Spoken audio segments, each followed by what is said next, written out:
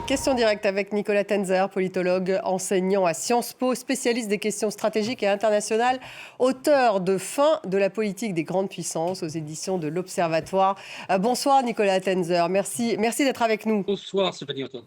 Quatrième Bonsoir. pétrolier donc de la flotte fantôme à être arraisonné par la France. Comment expliquer d'abord une telle fréquence ? Alors déjà, c'est une fréquence qui peut paraître importante puisqu'il y en a eu 4, mais qui est relativement limitée dans son effet quand on sait qu'il y aura plus de 500 ou 600 pétroliers de cette flotte fantôme qui semblent être en service à travers le monde. Donc c'est très bien, et c'est vrai que par rapport aux autres alliés de l'Ukraine, aux autres alliés membres de l'Union européenne et de l'OTAN, la France se singularise par son efficacité. Maintenant, ce qu'il faudrait faire, c'est évidemment aller beaucoup plus loin et de manière plus systématique. Et il est évident que la France seule ne peut pas tout faire. La France a annoncé d'ailleurs le 8 avril vouloir doubler les peines applicables aux infractions de défaut de pavillon et de refus d'obtempérer. Faut-il renforcer la lutte contre cette flotte fantôme en accroissant les amendes, Nicolas Tenzer ? Oui, absolument, c'est indispensable. D'abord parce que c'est la seule manière d'atteindre directement la Russie au portefeuille.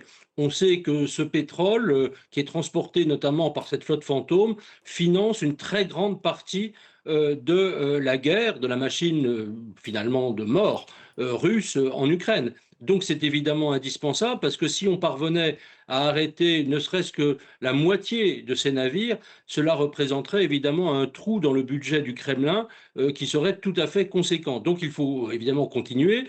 Deuxièmement, il faut savoir que ces pavillons, on l'a vu avec le cas effectivement du Tagore, ce sont des pavillons qui en fait ne sont pas en règle par rapport au droit de la mer et à la convention de Montego Bay de 1982, puisque en fait il n'y a pas de véritable pavillon, on ne connaît pas très bien leur identité. Ce sont aussi d'ailleurs sur le plan strictement écologique très souvent des bateaux qui posent de vrais problèmes environnementaux et avec des risques importants de marée noire. Mais surtout, effectivement, si l'on souhaite véritablement appliquer intégralement les sanctions pour que la Russie ne puisse pas financer la guerre, c'est indispensable de trouver tous les moyens de les arrêter. C'est très difficile de les saisir, mais au moins de les ralentir et de leur imposer des amendes tout à fait considérables. Le Kremlin a réagi. Il estime qu'il s'agit d'un acte illégal à la limite de la piraterie internationale. Votre réaction, Nicolas Tenzer ? Disons que c'est une réaction attendue du Kremlin, mais qui est sur le plan strictement juridique totalement faute. C'est-à-dire que des pavillons qui finalement d'abord n'ont pas un pavillon qui représente la véritable nationalité du navire ou de l'armateur, évidemment ne sont pas des bateaux qui sont en règle. Ensuite, encore une fois, ce sont des pavillons qui, je dirais, circulent illégalement dans les eaux internationales. Et puis enfin, un dernier élément quand même qu'il faut savoir, aujourd'hui, la Russie, d'une certaine manière, fait non seulement la guerre à l'Ukraine, mais nous fait de manière indirecte, peut-être de manière plus douce, la guerre aussi, avec toutes les actions de sabotage, de désinformation, d'attentats sur un certain nombre dans un certain nombre de pays européens, d'actions effectivement même d'assassinats ciblés. Donc, il faut absolument que nous réagissions. C'est la crédibilité même des pays de l'Alliance et des pays de l'Union européenne qui est aujourd'hui en jeu. Et encore une fois, sur le plan légal, il n'y a aucune raison de ne pas le faire. La Russie a interdit jusqu'à fin novembre l'exportation de carburant d'aviation. C'est une mesure qu'ils disent destinée à prévenir de potentielles pénuries sur front de frappe ukrainienne sur le secteur pétrolier. La Russie craint-elle vraiment les pénuries, Nicolas Tenzer, pénuries de carburant ? Oui, d'ailleurs, on voit aussi d'ailleurs que dans un certain nombre de stations-service en essence, voilà, en Russie, pardon, il est extrêmement difficile de s'approvisionner. On sait qu'aujourd'hui, grâce aux sanctions à longue portée, l'expression n'est pas de moi, mais c'est celle du président Zelensky, c'est-à-dire les frappes qui visent les raffineries russes, à peu près la moitié des raffineries du centre de la Russie qui fournissent environ 30% du pétrole à consommation interne sont aujourd'hui à l'arrêt. Donc, bien sûr, il y a un vrai sujet pour le Kremlin. Et en fait, vous voyez que par rapport aux autres types de sanctions internationales, soit celles qui pourraient viser les acheteurs de pétrole russe, soit les sanctions contre les navires de la flotte fantôme, aujourd'hui, ce sont ces sanctions à longue portée ukrainiennes qui sont véritablement les plus efficaces. Si on revient sur le contexte, c'est la multiplication d'incidents de drones à l'est de l'Europe. Le dernier incident, c'est ce drone russe tombé en Roumanie sur un bâtiment d'habitation près de la frontière avec l'Ukraine. Un garçon de 14 ans et une femme de 53 ans ont été hospitalisés. L'ambassade de Russie à Bucarest a accusé Kiev d'avoir orchestré une provocation et Poutine a déclaré que personne ne pourrait déterminer avec certitude l'origine de ce drone. Est-ce que effectivement il y a un doute sur la provenance de ce drone tombé en Roumanie? Non, il n'y en a strictement aucune. Il n'y en avait pas eu d'ailleurs plus quand on observait effectivement quelle direction le drone, je dirais, avait prise, d'où il venait.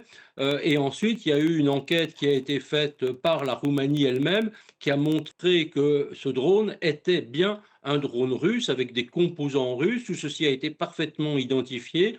Tous ces éléments vont être d'ailleurs transmis par le gouvernement roumain à l'Union européenne et à l'OTAN. Donc l'ensemble des pays membres pourront effectivement avoir la confirmation de cela. Et on sait que ce n'est pas d'ailleurs le premier drone, évidemment. Il s'agit de la part du Kremlin d'un signalement stratégique qui vise à faire peur à la population d'un certain nombre de pays de l'Union européenne. Il suffit de voir d'ailleurs les déclarations très offensives de Medvedev en disant aux Européens bientôt vous n'allez plus dormir tranquillement. Vous voyez, ce genre de déclaration atteste qu'il y a vraiment une provocation et aussi une volonté de dissuader les gouvernements européens d'agir plus. Donc tout ça, ce sont les menaces habituelles avec la rhétorique habituelle de la Russie, auxquelles les Européens, d'ailleurs, très heureusement, ne cèdent pas. Mais il faut s'attendre à une multiplication, malheureusement, de ce genre d'incidents dans un certain nombre de pays, non seulement, bien sûr, la Roumanie, mais aussi, évidemment, les pays baltes, peut-être la République tchèque, les pays nordiques. Tout ceci va nécessairement s'accroître, de même que les actions de sabotage, les assassinats ciblés, des actions peut-être même directement terroristes au cours des prochains mois. Donc le vrai sujet, c'est comment aujourd'hui les pays de l'Union européenne et de l'OTAN vont réagir. Est-ce qu'ils vont uniquement condamner ou bien est-ce qu'à un certain moment, ils vont agir? Alors d'ailleurs, il y a une manière extrêmement simple d'agir.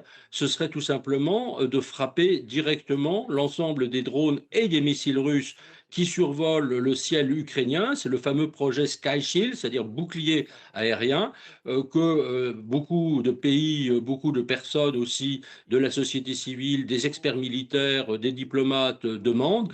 Si on arrête aujourd'hui les drones russes en Russie, en Ukraine même, eh bien, on peut penser qu'ils n'atteindront pas aussi les autres pays de l'Union européenne et de l'OTAN. Est-ce que ça veut dire une entrée en guerre contre la Russie?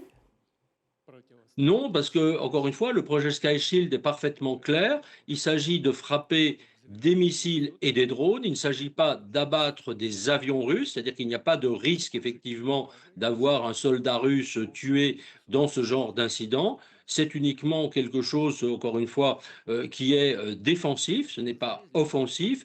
Mais d'ailleurs, même si, il faut le savoir, les pays européens ou les pays de l'OTAN un jour décidait de frapper directement la Russie, ce serait parfaitement légal en vertu de l'article 51 de la Charte des Nations Unies, qui dispose qu'un pays attaqué peut demander à ses alliés, quelle que soit d'ailleurs la nature de cette alliance, ça n'a pas besoin d'être un pays de l'OTAN, de se porter à son secours et de répliquer aux attaques qu'il subit. L'Allemagne et les Pays-Bas, d'ailleurs, vont déployer un état-major militaire conjoint pour aider à diriger les forces sur le flanc est de l'OTAN. Ça aussi, ça fait partie des réponses à la menace russe? Oui, bien sûr, c'est-à-dire que ce sont évidemment, je dirais, des mesures de prévention. Pour l'instant, effectivement, elles sont situées dans les pays de l'OTAN, vous avez eu raison de le rappeler. Il ne s'agit pas pour l'instant de force en Ukraine, mais c'est évidemment essentiel. Et il faut d'ailleurs rappeler, puisque vous parliez de la Roumanie, que vous avez une base française sous les couleurs de l'OTAN en Roumanie, avec environ 1000 soldats qui est là, et c'est évidemment très important.